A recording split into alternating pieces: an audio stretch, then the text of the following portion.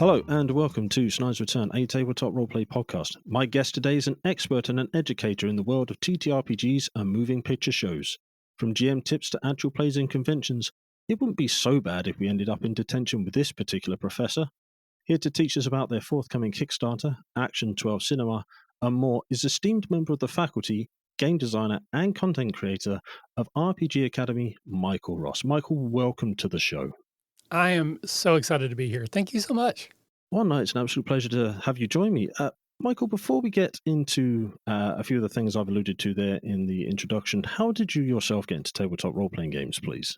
All right. So I'm a nerd from a long time ago, and I was big into fantasy, reading all kinds of books and that kind of thing. But yet my introduction to role-playing games, which for me was through Dungeons and Dragons, the old red box edition, was due to my best friend. We had a small bookstore, not even our town. I'm from a really small town in Kentucky in the U.S. We didn't even have a bookstore in our town, so we had to drive to the next town over to go to the bookstore. And we were there, and my best friend, he goes, "I want to buy this D&D game." And there was the red box, I think the Mincer red box. And I'm like, "I don't know what that is." He goes, "It's a game where we get to play like fantasy stuff." I'm like, "Okay." So we went in halvesies because he couldn't afford it on his own. I couldn't afford it. So we both threw in, it was probably like $10 each or something. I don't even know what it cost. This would have been like mid 80s, like 85, 86. And so we get the red box. We go out. His mom is the one who'd driven us there. We were around 12 years old. And we're just in the back seat. He opens up the D&D red box, and I don't know if you're familiar, but there's multiple booklets. There's like the player booklet, and then there's the DM booklet. And I, to this day, don't know if it was intentional or happenstance, but he handed me the GM booklet as he started flipping through the player booklet, and I have been running games ever since.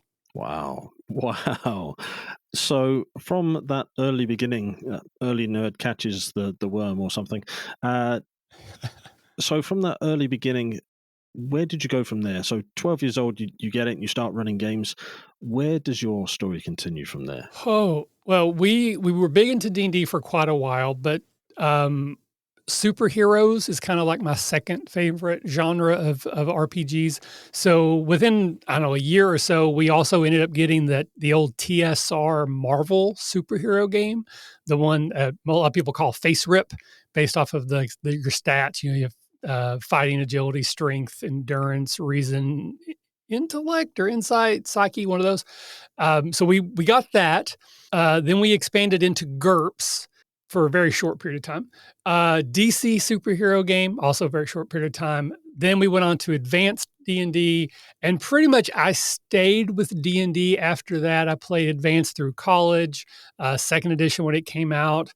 As I got into a career and moved, and I found some friends in my new city when I moved with my job, we started playing 3 and 3.5. I actually was I kind of had fallen out of the hobby. This would have been like maybe 10, 15 years ago. I just didn't have a group of people to play with. I was moving again to a new town with my job. And I'm like, I guess maybe I'm just old enough now. I don't need to play role-playing games anymore. And then 4th edition D&D came out. And I just bought the books just kind of like of interest. Like, hey, I wonder what they've changed. And 4th edition was such a drastically different version of the game. And ultimately, I think it fails more at marketing than anything else. I think it was marketed very poorly. But I think it actually introduced some very interesting concepts, and it kind of reinvigorated me a little bit to start playing again. I ultimately fell away and went back to 3rd edition once I kind of lost my love with 4th edition, but I still am so excited that it kind of brought me back and kept me going. And then when 5th edition came out, that's when we started our podcast. And I've just kind of been involved with that ever since. Now, I've played tons and tons of other games like 1-shots, 2-shots, trials, that kind of thing. But D&D is still kind of my anchor. It's what, I've loved. It's what brought me into the hobby, and it's kind of what has kept me here. Yeah, so that's a lot of additions and a lot of games in a relatively short span of time, which is impressive in its own feat. But I guess the way that the games have progressed and your taste sort of went with it. Well, I'm an old man, so that's like 40 years for me. So it's not that short of time. We'll condense it. We'll say you're in your 30s or something. Okay, yeah, 29 and a half. As a mid-20s individual, you played a lot. Yeah. So when what was the spark to start the podcast then? Because you mentioned sort of playing all these different systems, and then you started the podcast. Mm-hmm. Why then, and what was it that made you go, now is the time? Well, very similar to my story of coming into the to RPGs in general was because of my friend. Mm, Same thing happened with podcasts. So I started playing role playing games with a friend of mine that I worked with, and there's a whole kind of sub story there. I won't get into all of it, but anyway, he wanted to become a dungeon master. Like he really enjoyed the game, but he wanted to tell his own story. But he was really afraid that he would mess up. Like he was very mm, anxious, and I think that's a very common refrain from a lot of people who want to be dungeon masters or game masters. They want to do it, but they're afraid. mm, So I said, you know what? Here, this is a great opportunity. We will create a table of players that's perfect for you to run the game with. I had a couple people who we were playing with already at the time. I knew they'd be very lenient to a new DM. They wouldn't take advantage of them. I mm, said, you don't worry at all about the rules. I will handle the rules at the table for you. So you just tell me the story, you just introduce things, and if there's a fight, I'll deal with all the rules for you as you get started.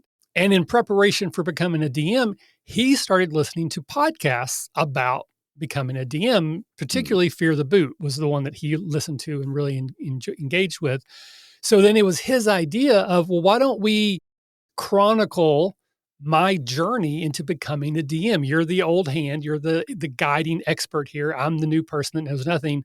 And if you go back and listen to our earliest episodes, that's really all we did is he would run a session and then we would debrief. And I would say, mm, when you did this, I thought it was great. When you did this, here's a suggestion. And we just kind of developed it from there. So initially, it was just me helping him become a DM. We went through 3 or 4 different names. Again, it's a whole story. But after about 6 to 8 months, he ended up leaving the show. okay. Uh, Life got in the way. We're still friendly, though actually I've moved and he's moved, so we don't talk anymore. But it wasn't like it was acrimonious or anything. He didn't have time. His job had changed. He got married. He's about to have a kid. He just didn't have Mm, time for it. And I just became enamored. I loved being a podcaster. And so I kind of took it by the reins, and I think we're going on 12 years now of the wow. show. And yeah, I think he was around for maybe the first year, and it was totally his idea. And then Mm, I just sort of took it and ran with it. yeah, that's 12 years. Wow. I can only dream. I I think can only especially for a dream. 29-year-old. I mean, come on. Well, yeah, you've done well. I mean, starting the game at 12 and doing all this by 20. Yes. Yeah. So that was sort of a co-DMing experience, and then being able to put that across in podcast form. But I'm sure many people like myself are thankful for your sort of guiding voice. This podcast must be voice. Guiding voice to people like myself who sort of picked up the hobby either recently or relatively later into their sort of respective lifespans. Um, so, of the, I'll tell you what, we mentioned it. Where can we find you? Where can we find you, Okay. and where can we find the RPG Academy, please? So I'm most active on Twitter, and I have sort of this weird relationship with Twitter now because I have people in my life that I care about more than anyone else other than my immediate family Hmm. that I only know because of Twitter. Like, so Twitter was a huge thing about when the podcast started and we started the account. And I truly have friends, people I consider my best friends Hmm. that I've never actually met. I only know them through the internet. So I still love Twitter and I will hold on to it for dear life as long as it lasts, but I fear that those days may be numbered. But I'm most active on there. I'm on Facebook, I'm on Mastodon, but really Twitter's the place to find me, and it's at the RPG Academy. All right. We can also find you on YouTube. It's something we'll come back to in a bit. So, yeah, I will make sure there are links to your socials down in the description below. There'll also be more important, not more important, other links which are important also down in the description below, but we'll get to them shortly. So, the RPG Academy, you have played a plethora, a smorgasbord of systems. You mentioned that you've done some samples. You even break it down on the website, which is a great resource to samples, field trips, campaigns, and trials, so people can sort of check different things out. Where does your inspiration come from, sort of choosing what you're going to run next, or what episode you're going to put up? So we do too many things. Like it's too many. It really is. But I love the idea of playing games and sharing those experiences with other people. And, again, 12 years the podcast has been running. We've had the opportunity to do a lot of things. We really lean heavily into the academy thing, like we're a school. That's kind of like what we're going for. So all of our episodes, as best we can, are kind of themed around that idea. So things like field trips are one-off games that we just play a game, random game, we play it, we run it, that kind of thing. We have something we call trials, and that's where we actually get a designer to run a game for us. And these are usually like smaller indie games. Like we're not getting, the people who created D&D to run D&D for us. That's not how that works. Campaigns are just campaigns. They're just longer running games that we play. And, we are fortunate enough that we've been around long enough that a lot of people know our name. Again, I like to say we have a little bit of clout in the industry. There's so many podcasts now that are bigger and more important than us, but I think there's a group of people that still know the Academy, and they will come to us and say, "Hey, I have a Kickstarter coming out soon.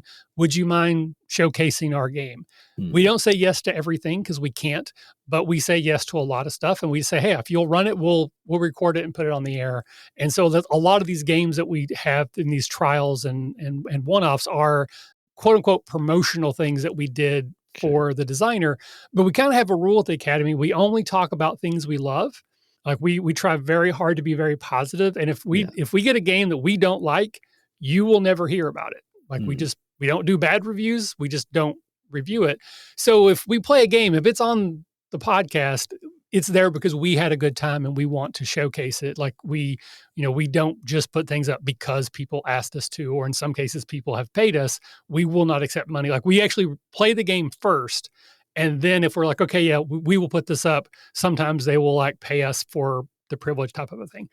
We've actually kind of gotten away from that. We don't even do that anymore, but there was a period of time where people would pay like a commission rate. Okay. We don't do that now. So if anything's been on the show, probably the last 3 or 4 years, there is no money changing hands. It's just we wanted to play it type of a thing.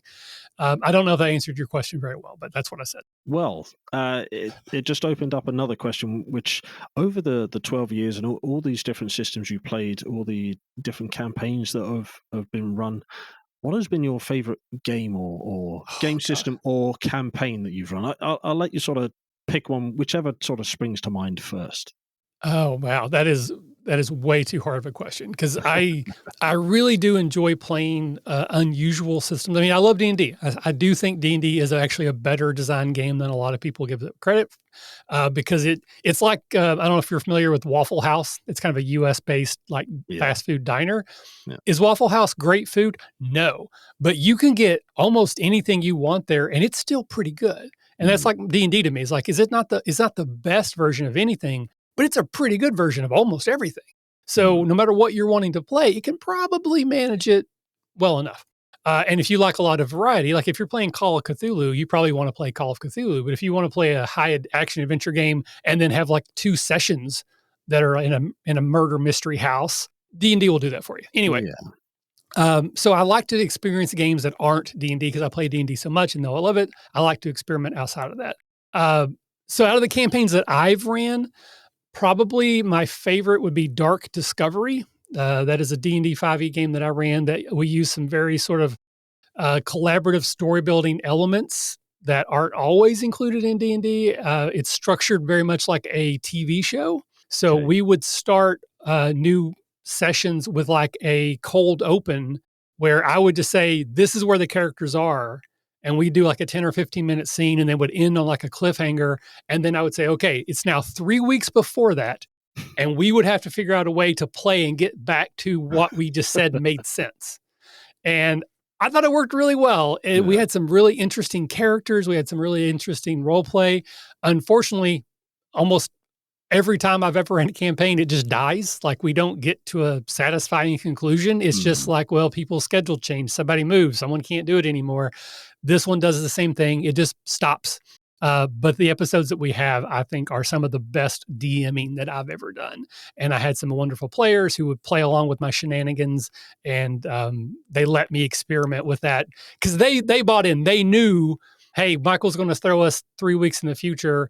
we know we have to make sense, because they could have easily been like, well, we're going to leave town. Yeah. And, okay, then that doesn't happen. So they were all in on the gag. But to me, that's one of the big things about role-playing games that I enjoy is the collaborative aspect of it, where we are working together. I'm not trying to make it harder on my DM. I'm trying to make it easier on them, which is a little bit of a plug for Action 12 Cinema, because I know we're going to get there soon. We are. As far as game systems, oh, man. Oh, hold on. Give me 1 second. I'm going to look at my website. You can edit this out. Let me see what I played here. You played a lot. I played a lot. Wow. All right. I'm going to say, actually, the two that jump to my mind are Cold Steel Wardens, which is a superhero, like a Iron Age superhero game, your street level heroes. The person who ran that actually has become a friend of mine now through the show and through some other things. It's not a really well-known game, but I think it's a very solid superhero game. And again, that's still my second favorite genre. And then Masks, which is another superhero game, is Powered by the Apocalypse system. And I'm actually not a fan of Powered by the Apocalypse. I don't really connect with it strongly, but Masks is my favorite version of Powered by the Apocalypse. The trial we did of that one, which again, it was ran by the lead designer of the game, is one of the best things I think we've ever done. If you're interested at all in Masks, our trial is a great representation of how that game can work at your table. Masks is a lot of fun. A lot of fun. I'm surprised you're not a fan of Powered by the Apocalypse, but I suppose there's systems for everybody, and not everybody likes every system, which is entirely fair. Moving away from established systems almost to what you have created, and we're moving on to your Kickstarter now. Cool. With respect to, so you mentioned D&D isn't the best at certain things, but it is good at many things, and you haven't engaged with certain systems. You have created your own game, your own system, effectively, but it's GMless. So, Action 12 Cinema, how did the concept come about, and what was the creation process for that like before we get into the game itself? So I'm laughing if you can't hear, because it's a typical Michael thing. And if you know me, if anybody listens to my podcast regularly, you kind of know I'm an odd duck, as it were. And 100%, no lie, the game started out as a joke. It absolutely started off as just sort of this, because I talk all the time about how I love the D12. And I really do. Like I lean into it because I think it's funny, but I truly think the D12 is the most fun die to roll at a table. At least it is for me. Like if I line up all the dice from 4 through 20 and even add in the weird ones for like DCC, I think the 12 is just the most fun one to roll. So I thought, I'm going to create a game that is no other purpose than to get people to roll lots of D12s, like handfuls, 10, 12 D12s at a time. And so the game actually started out, I had this, it was called Michael's Ridiculously Overly Complicated, Unnecessary Rules Heavy Game or something. It's like Mr. Mick. And I ran it 2 or 3 times just to be kind of silly, right? And then I started thinking, this was actually a lot of fun. Like, and I had players go, this was actually a lot of fun. So I started thinking, well, maybe there's actually something to playing pretend with your friends and rolling D12. So I started taking out all the parts that were added in just to make it ridiculously overcomplicated. And it kept paring it down. And now it's a very streamlined, simple D12 dice pool system that is definitely a sort of a love letter to games like Wushu, if you're familiar, Fiasco, certainly, where you create a broad scope outline of probably a bad movie, if I'm being honest, and you just story collaboratively tell what's happening, and the dice don't determine if you're successful. You determine that by what you say. Whatever you say happens. But the dice will tell you if it actually helped or not. Very, very similar to Wushu, if you're familiar with that game system, where you're fighting off a bunch of muggers, like maybe it's a superhero Batman thing. You're in an alleyway and there's 15 muggers that are all attacking you at once. You can just describe how you take all of them out. Like you don't have to roll to see if that happens. You just, describe yourself in the most over-the-top action way, as cool as you want to be. All the muggers are unconscious. Then you roll the dice, and that will tell you whether or not you actually helped the situation. If you rolled really poorly, maybe these were just the first soldiers and there's 30 more muggers coming around the corner. If you rolled really well, no, that was it. You took them out, and there's all these varying degrees kind of in the middle. But that's basically how this game works. It's all just you get to say what happens, and it absolutely happens. The dice determine if it actually made a difference in the story of the overall story the game is telling or not. It sounds like a lot of fun, and definitely something that I'll be checking out. I have already clicked on the notify me for the Kickstarter, so I will be supporting that when I get the chance. Not a problem. What is it? You mentioned you big into the fantasy side of things, superheroes being your sort of secondary favorite theme or genre. But this is B movies. This is so. What inspired you to choose that theme over other potential themes? So again, I love movies. Like outside of role playing games, it's probably my biggest hobby. I enjoy movies. I love going to movies. And again, as an older gentleman in my 29s, I grew up at a time where we had I was alive when you had 3 channels. I was alive when we had basic cable with like 10 channels.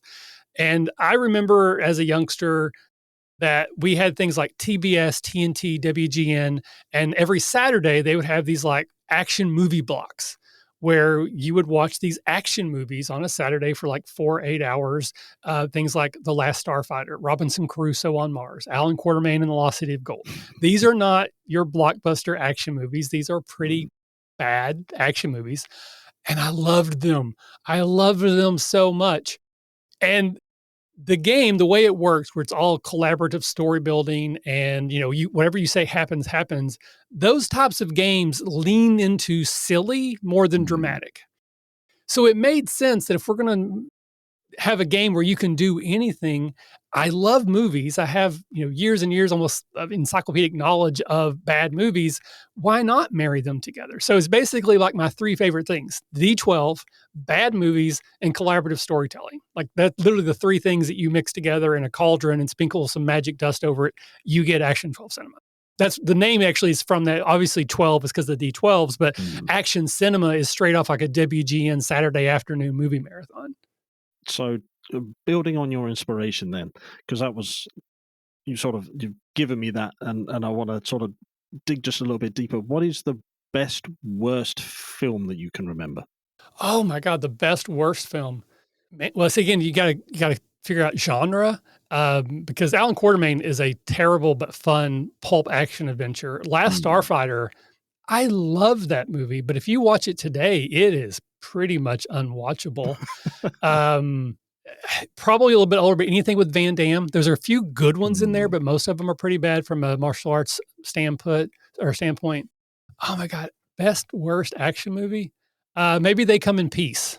Are you familiar with that one at all? It sounds vaguely familiar, but I wouldn't be able to describe the plot. Yeah, it's about an alien who comes to Earth and he forcibly pumps drugs into people and then sucks out their brain chemicals on that drug, because that is a drug that his race or his alien species gets off on. It's like their version of heroin is people's juices on heroin. And it's just like some New York cop is like fighting him. It's called I Come in Peace, because he says that before he kills people. Nice. All right. So we have built up the thematic excitement around Action 12 Cinema. When we go into the sort of the Kickstarter side of things, when does the Kickstarter run from until? What can we expect to see when we back your Kickstarter project for Action 12 Cinema? So it's going to go live on February 28th, which is the last day of, obviously we're in February now. I think 3 p.m. Eastern time is when I'm actually going to hit the big green button. It's going to run for about 22 days. I think it actually ends on March 22nd. So slight tangent. So I do run my own convention. I've run it for several years now, and we have always used Kickstarter to like pre-sell badges to make sure we have enough money for deposits and stuff. So I've run multiple Kickstarters before, but it's always for my convention. It's never been for an actual product. And our tradition has been, since that very first one, that we do a live show on the last day of the Kickstarter. We have a regular show we do called Detention. You kind of mentioned it at the top. It's a every other week show on Wednesday nights where me and a guest, our co-host, and sometimes a guest will come on, and we just talk about role-playing game stuff through the lens of that we're in detention after school. So the 22nd is our regularly scheduled detention. So we're going to count down the Kickstarter that day. I couldn't do it the next week for other obligations, and I didn't want the Kickstarter to be less than 22 days, and I didn't want it to be more than 38 or whatever. So that's why it's kind of running, because most Kickstarters run 30 days. That's why ours is short a week because of scheduling issues. So February 28th through March 22nd, it'll end at like 10:15 p.m. on March 22nd as we do our live countdown show. There are still a few numbers that are being moved around. Actually, today I finalized a contract with Penny for a Tale, which is a professional group that does streams and books, and they're kind of helping me make sure that I don't get myself in trouble because I don't know what I'm doing. So I don't want to quote hard numbers right now, but I will say that probably the book's going to be $25. Like that's probably where it's going to land for a hardback. There's only going to be hardback or digital. If you get the hardback, you will also get the digital version. There will be a digital only version, probably $12, maybe 10, maybe 15, but 12 is a good number. And then the game is done right now. Like I have shared the rules with other people. It's playable, but it really needs one more rewrite. I think one more pass. There's one rule, for example, that I've recently added that needs to be added in, and I've never written a book before. Like it's kind of hard.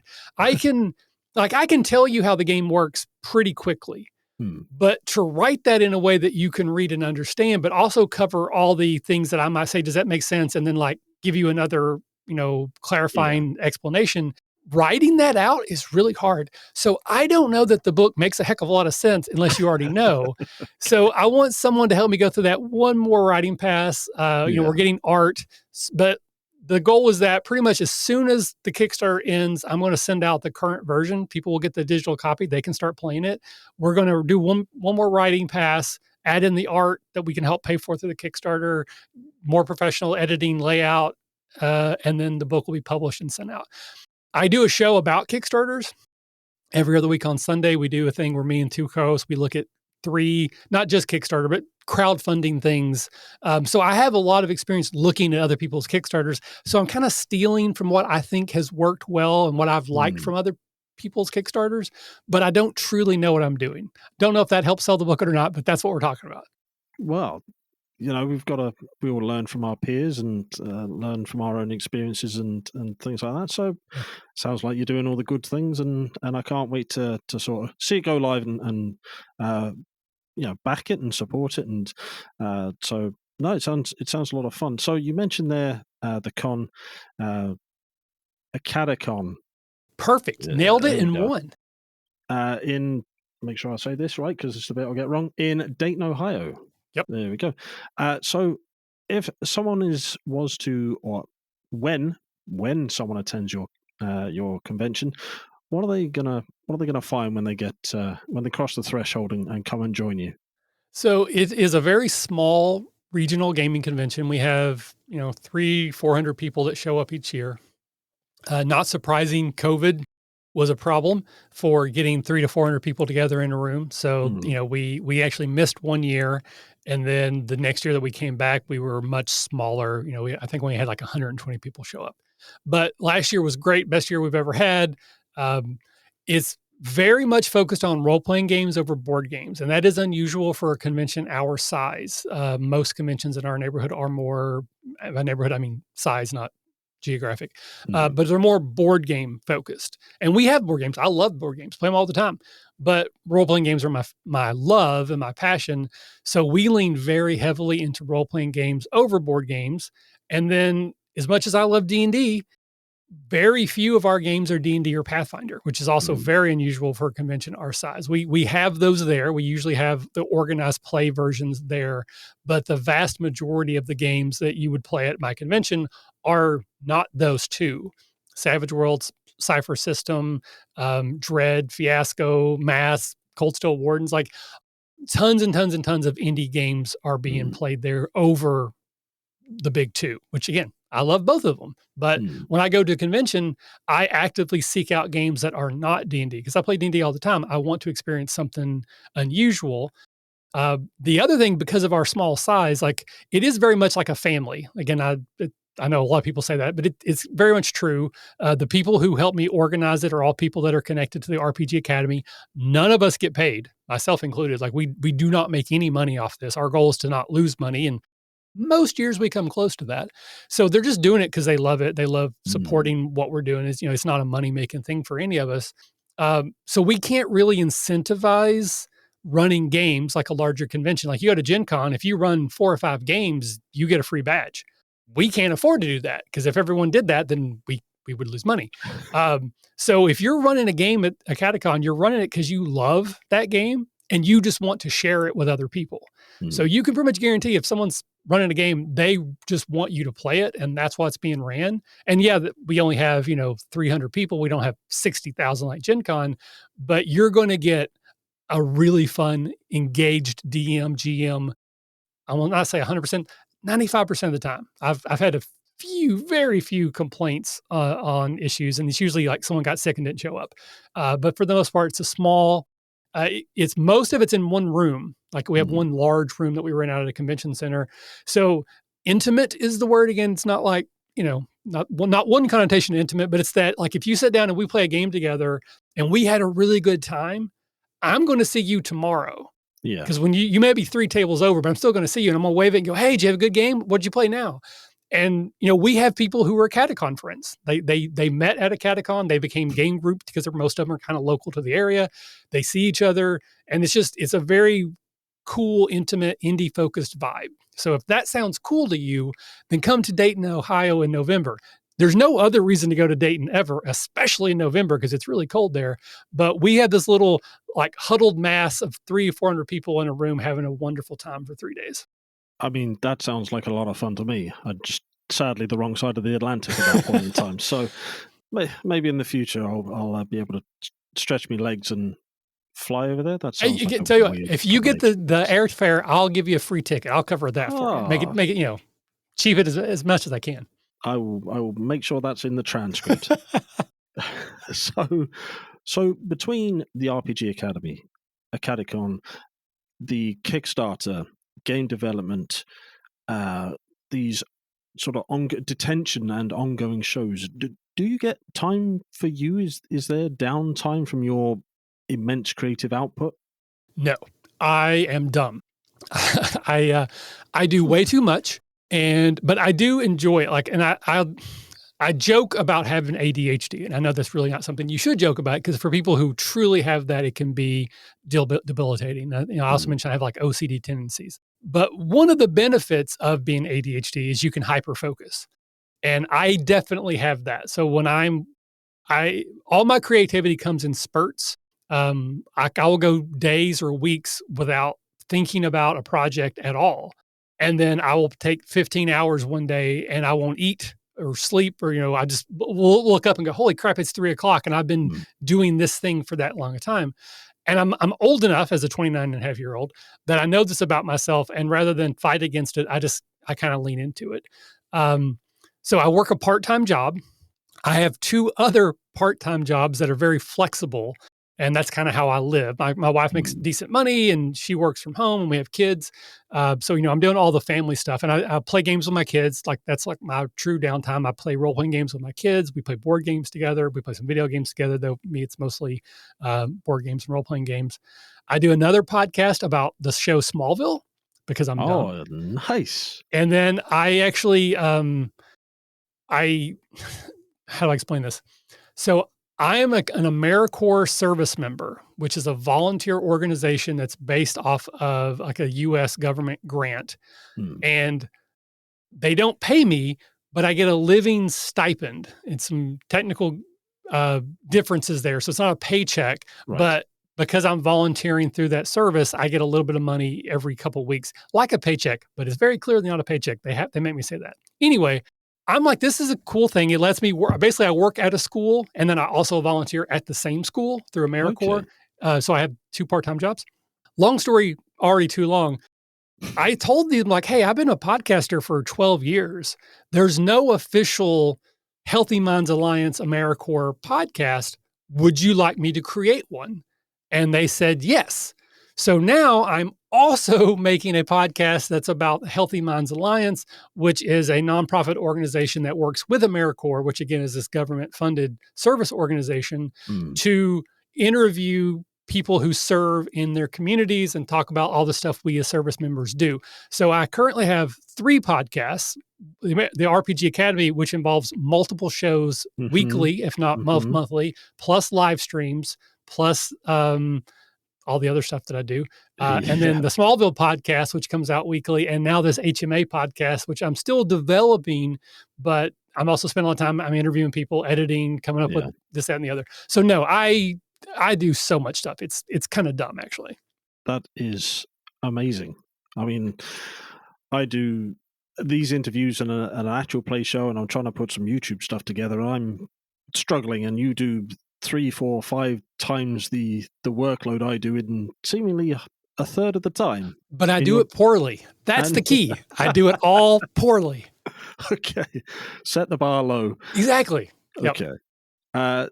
So the Smallville podcast, what's it called? It's called Farm to Fable. New listener. Oh, fantastic. It is absolutely a ton of fun. Just recently, the Talkville show came out, which actually Michael Rosenbaum and Tom Welling. And I have to say, it sucked a lot of the air out of the room because now that's all anybody wants to talk about. And I do love that show, but ours is very different. We approach it as if this was a real thing. And so we talk about, like, why would Clark do that when just last week this happened? And it's all tongue in cheek, because we know it's not obviously real. And we I do love the show, but we also make fun of it a lot. But we're in the middle of 5th season. So I think I'm recording season 5, episode 18 this weekend. Each season I take a month or 2 off to kind of recuperate. I also watch the entire next season in like a weekend. I have a rotating cast of guest co-hosts. So if you would like to be a co-host, we can absolutely make that happen. Oh, and yes. So it's me every week, and then it's a different co-host. Not every single time, but like a rotating. I have like 20 something different people that have come on. And so basically everybody gets 1 episode a season now. Yeah, please. If we can organize that at some stage, I'd love to come on. But that's quite a sidetrack, and yet still a workload, and still a whole season in a weekend with everything else you do. Yeah, and that's that hyper focus. It's like, I'm going to watch Netflix for 15 hours today. Well, actually, technically that's Hulu, but yeah. Yeah. So what else do you watch to relax? So my wife and I have a few shows that we usually like to watch together. Currently, it's The Last of Us. I don't know if you're watching that on HBO. We both really like that. She's not really into superheroes like I am, but we both really liked Peacemaker, James Gunn show. We watched that twice all the way through, and that is very unusual for my wife to do that with me. And I'm currently watching Arrow. I have tried to watch the Arrow show 2 other times, and I could not get through it. I just, again, I have a friend who really likes it. It just didn't land with me, but I'm trying to power through it. I'm almost at the end of season 3 right now. I think I got 2 episodes left, and I am further along now than I've gotten the other 2 times. But I don't really watch like a lot of new stuff. Like, I'm always watching old stuff. That's what happened with Smallville. Is when the pandemic hit, I was just trapped, and we didn't go outside for like a very long time. We were huddled in our house and under lockdown and stuff. So I just started rewatching all these old TV shows. I watched the entire series run of Psych. I don't know if you're familiar with that show. A lot of fun. I watched the entire series run of The Mentalist, which I watched most of when it first came out, but I fell off. I couldn't remember who the main bad guy was. I still don't think it holds up exactly together, but it's still a fun show. And then I rewatched all of Smallville, and that's when I was like, hey, this was really cool. I should do a podcast about Smallville. So that's kind of how all that happened. And yeah, I watched the entire 10 seasons in probably a summer, like maybe 2 or 3 months. I'd watch a couple episodes a day. And then now that I'm doing the show, I watch the entire season that we're about to record basically as quickly as I can. Like, whether it's in 3 or 4 days, a week, no more than 2 weeks, I just power binge through them. And then before each episode, I watch it 2 or 3 times. So I watch it, then I watch it again while I'm taking notes, and then I watch it one more time right before we record. And if it's a particularly good episode or I've got a lot of notes, I might actually watch it again. So a lot of my time is spent, and I don't get paid for this, let's be clear. Like, this is all just because I like doing it. I watch the episodes 3 or 4 times in a week to get ready to record. Do you It's a lot. I know. It is. I'm thinking, should you not set up a Patreon or something for people to, you know? So to be fair, I do have a Patreon. We've had it up for the RPG Academy for about 10 years now. And I did add a Farm to Fable level. So to be perfectly transparent, I have 3 people that are currently donating $3 a month. So technically I get $9 a month for this. So it's not totally free. I'm sure there's cuts from Patreon that probably cut that down a little bit. Oh yeah, it's probably like 2.25 for each one. Yeah, but again, I don't honestly. I do it because I love it. Like if I was doing it for the money, I would have stopped 12 years ago. Yeah. I do it because I truly love doing. I love sharing role playing games. I love helping to promote other people on whatever platform we have at the Academy. I love sharing other people's creations and helping them be successful. And I enjoy the show Smallville and I enjoy talking about it. So all I'm really doing is putting a microphone in front of me up for conversation I would have had anyways. Now, would I like to have 1,000 patrons and, make a career out of doing that? Absolutely. Would never say no to that. But I'm not doing it for that reason. So the fact that when it doesn't happen, it doesn't bother me. That's fair enough. So going back to systems, you've played so many already. We mentioned some. You can go and find this out all on the RPG Academy website and sort of follow it through. Again, links will be in the description below, and we'll get a refresher on those links very shortly. But are there any systems that you haven't played yet that you've sort of lined up in your mind, maybe for future recordings or just for home or personal experience with your group? Yeah. Tons and tons. And again, not to get too hard into the plug machine, but we have a newer show type that we've just started called the Sample Adventures. And these are all streamed games where we try out a new system where we run it. So it's not the designer, though we did luck into having one designer run for us. But basically we're exploring that system through the included adventure in the core book, if it has one. So we've got a whole document. There's like 60 games that we've just thrown on this list of games that have a sample adventure because they don't all have one. And so we're working through that list. We just played Shadow the Demon Lord Monday, which I had played that one before, but I had not played through the sample adventures. We did Fantasy Age. We're working on Dune. I want to do Blue Rose. I have the old Buffy the Vampire Slayer role-playing game. We're going to do that one. There is a Smallville role-playing game. It's Cortex Plus. My brain is not smart enough to figure out Cortex, but eventually we're going to get to that one. So I'm constantly just have new games. Probably on my bucket list of games that I've been wanting to play forever and I haven't got to is Mouse Guard. Sorry. Mice and Mystics is the board game. Mouse Guard has definitely been on that list for a long time. And then the new Conan, or not new Conan, the 2D20 Conan system by Modifius, which they lost the license, but that also has a sample adventure, so it's going to be out there. So yeah, absolutely, just so many Savage Worlds, which I have played before, but I'm about to start a new streaming show because again, I got dumb. It's going to be based using the Savage World system, so that's another one that I've been refreshing myself on lately. I will throw out if anyone wants to join our Discord. It's not an open. Like you can't just join, you have to ask for an invite. We let anyone in who asks, but when we first started the community, we had a bunch of people jumped in, were spamming, stupid stuff. So we just banned everybody and then started over. But it is the most amazing small community. And I'm very open there about everything. Like everything's pretty much on the open. So like the sample adventures, anyone on the Discord can participate. Like you don't have to be faculty. As long as you got a microphone and a webcam and you're not a jerk, you can participate. So the document's an open document. You can just go there. You can add in games. You can volunteer. I'll run this one. I'll play this one. So it's a very cool community. If you want to get involved with what we do at any level, join the Discord and you're basically there. I think I will. I think I will. I know that was an open invitation to everybody else, but I'm hooked. I'm talking to you right now, though. You are. You, the listener, and me. And you, yes. And I'm pointing at, I don't know. At you, the listener. You, the listener. So, yeah. Well, you mentioned it there, your Discord. So we'll refresh the links. So, Michael, where can we find your good self? Where can we find the RPG Academy and everything you're associated with, please? So if you search the RPG Academy anywhere and you find something, it should be me. So if not, let me know. But primarily I'm active on Twitter. I am very active in the Discord. Again, it's a close community, but I'll invite. Just ask me for the invite. I'll send you one. Our website is therpgacademy.com. We have acadacon.com for I think they cross post to each other, but that's the one Mhm. specifically for the convention. We are on YouTube. Primarily, it's just things that were on Twitch that we will upload there as well. So I do a video game stream most weekdays, Monday through Friday around 1 o'clock. I play old video games. It's called Michael Plays the Classics. So I've played like the original Legend of Zelda, the original Metroid, the original Final Fantasy. I played through Castlevania until I couldn't get through it and stopped because I couldn't beat it. I'm currently playing through the original Warcraft. So not World of Mm. Warcraft, the original Warcraft game. I played through the entire human campaign. I'm currently going through the orc campaign. So all those are live streamed and then they get put up on the YouTube. Our sample adventure streams go to YouTube, but for the most part, it's the same thing on the podcast. It gets put on over there, and then of course Twitch. But again, if you search the RPG Academy, it should be me on the other end of it.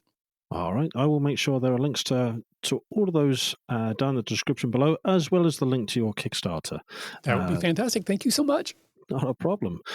So if you follow this before the Kickstarter launches, then you will find the link to the Notify Me page. If you follow it once the Kickstarter has begun, you will find the link to the Kickstarter page itself. Correct. And then after that, whatever comes when the Kickstarter closes will be down to Michael to deal with backer kits or whatever comes after that. So we have covered a lot your sort of growth into a TTRPG playing, podcasting, streaming powerhouse of sort of convention-sized awesomeness with what seems to be more activities than there is hours in the day, and I don't know how you manage it.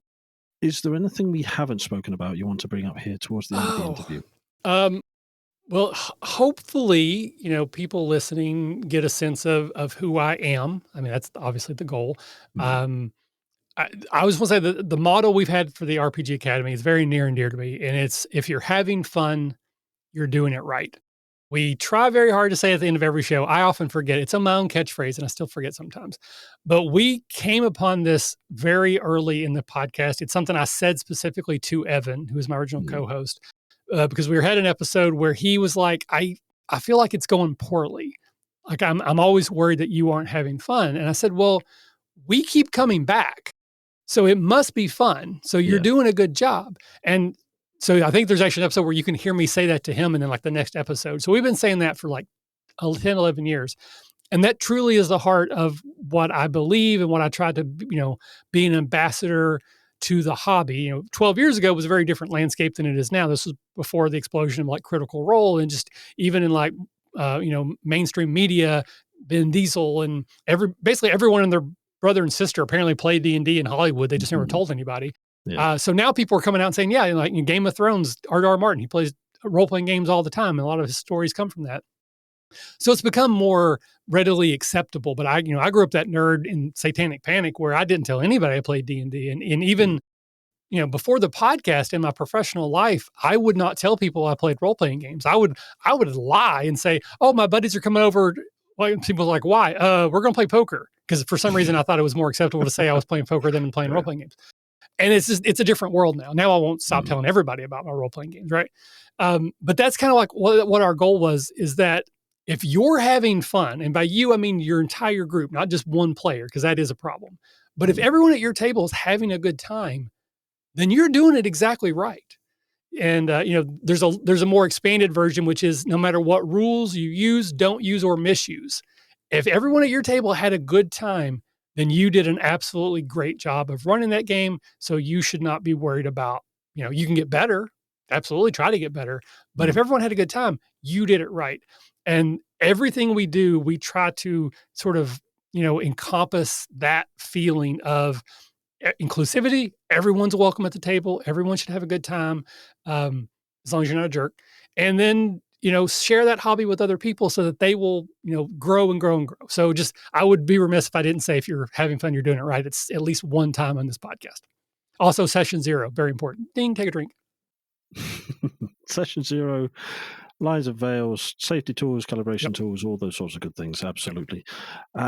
On such a positive note, it has been an absolute pleasure to get. Just, I almost feel like we're still just scratching the surface of your abilities and sort of potential. But you've been this trendsetter and trailblazer since the age of 12, now into your late 20s. We'll run with that joke a little bit longer. Yep. And it has been an absolute pleasure. I'd love to get you back on the show in the future, Michael, if you'd be willing to come back and join me, of course. Yeah, absolutely. Again, I love talking about stuff. Like that's my superpower, if I have one, is that I love to talk about the things that I love. And I love talking about role-playing games and bad movies and, video games that I like. And you almost can't shut me up. So if there's an open invite, I will take it. Again, I absolutely had a blast. I'm so happy that you had me on. I truly mean open invite. If you go listen to Farm and Fable, make sure that you're vibing with what we're vibing. But yeah, throw yourself on the list for next season. I'd love to have you on. Yeah, absolutely. Well, until we get that arranged and until we speak again, and I hope it's relatively soon, thank you so much for joining me, Michael. Absolute pleasure. Thank you for having me. Thank you for listening. If you'd like to learn more about the show, then go to www.snydersreturn.squarespace.com. Alternatively, you can find us over on Twitter @ReturnSnyder. We have a Linktree link in the description of this episode. And if you want to support us, come and join us over on Patreon. And we also have a Discord server. Please leave us a review, because we'd love to learn how to improve the channel and provide better content out for those who are listening. Until we speak again, thank you.